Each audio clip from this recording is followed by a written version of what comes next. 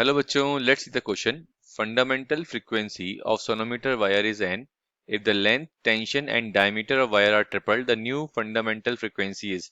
तो बच्चों यहाँ पे बोला गया है आपके पास एक सोनोमीटर वायर है जिसकी फ्रीक्वेंसी फंडामेंटल n है और यहाँ पे अगर लेंथ, टेंशन और डायमीटर को हम ट्रिपल कर दें तो न्यू फंडामेंटल फ्रीक्वेंसी क्या होगी। ठीक है, तो बच्चों यहाँ पे आपका जो की कंसेप्ट लगेगा, आपको बेसिक फंडामेंटल फ्रीक्वेंसी का फॉर्मूला क्लियर होना चाहिए। वो होता है 1/2L under root T by M.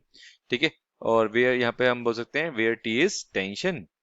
T हमारा टेंशन होता है बच्चों, और जो स्मॉल एम होता है बच्चों होता है मास पर यूनिट लेंथ। ठीक है, ये चीज आपको याद रखनी है। ठीक है, अब यहाँ पे हम टोटल मास की बात करें बच्चों तो ये हम वॉल्यूम इंटू डेंसिटी टर्म में ये लिख सकते हैं। मास क्या होता है बच्चों, वॉल्यूम इंटू डेंसिटी, और वॉल्यूम क्या होता है बच्चों हमारे पास, एरिया इंटू लेंथ। ठीक है, इंटू डेंसिटी को हम रो से रिप्रेजेंट कर रहे हैं। तो स्मॉल एम कितना आ जाएगा बच्चों अपने पास, एम बाई एल बताया था मैंने आपको, तो ये आ जाएगा A into L into rho upon L. L से एल कैंसिल आउट हो जाएगा, तो ये आ गया अपने पास ए इंटू रो। और एरिया क्या होता है बच्चों, पाई आर स्क्वायर। ठीक है, वायर का एरिया जो लेंगे जनरली सिलेंड्रिकल शेप में होता है तो उसका एरिया हम पाई आर स्क्वायर रो, हमारे पास टोटल आ गया मास। ठीक है, पाई आर स्क्वायर इंटू रो। ठीक है, तो स्मॉल एम की वैल्यू कितनी आ गई बच्चों हमारे पास, पाई आर स्क्वायर रो। ठीक है, इसको मैं दोबारा लिख देता हूँ थोड़ा, जस्ट अ सेकेंड। तो ये आ गया बच्चों हमारे पास पाई आर स्क्वायर रो।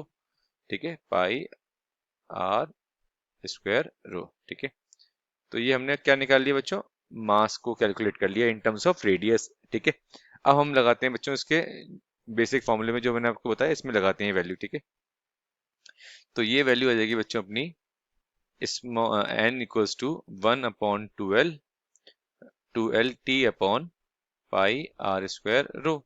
तो यहाँ से बच्चों हमारा जो फ्रीक्वेंसी है वो सीधे सीधे किस पर डिपेंड कर रहा है, अंडर रूट ऑफ टेम्परेचर पर डिपेंड कर रहा है, और अपॉन एल। आर स्क्वायर का बेसिकली अंडर रूट में लगा हुआ, तो ये बच जाएगा हमारे पास आर। तो एन इक्वल्स टू आगे बच्चा हमारे पास under root T upon L R. ठीक है, अब हम क्वेश्चन के अकॉर्डिंग चलते हैं जो क्वेश्चन में हमें गिवन है।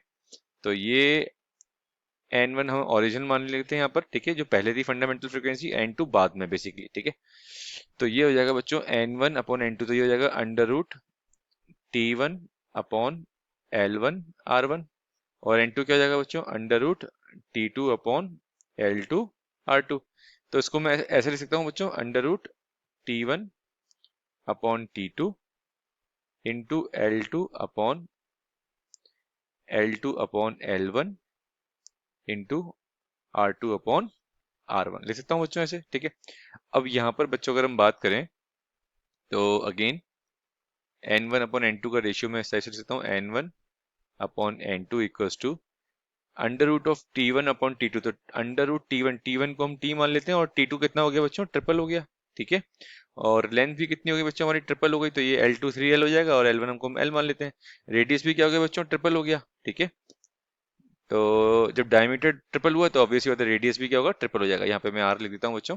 ठीक है, तो ये हो गया बच्चों 3R अपॉन आर।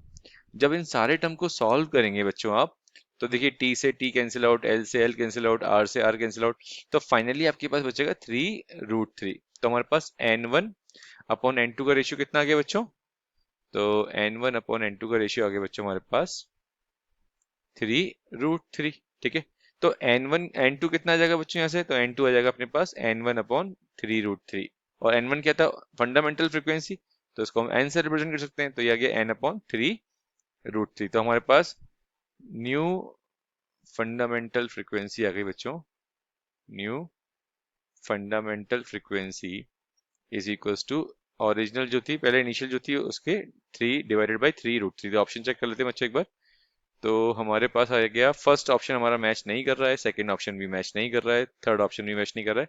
तो बच्चों हमारा करेक्ट ऑप्शन मैच कर रहा है n/3√3। तो our correct option is fourth. तो बच्चों हमारा करेक्ट ऑप्शन हो जाएगा, our correct option is fourth. I hope this solution is clear to you. All the very best बच्चों।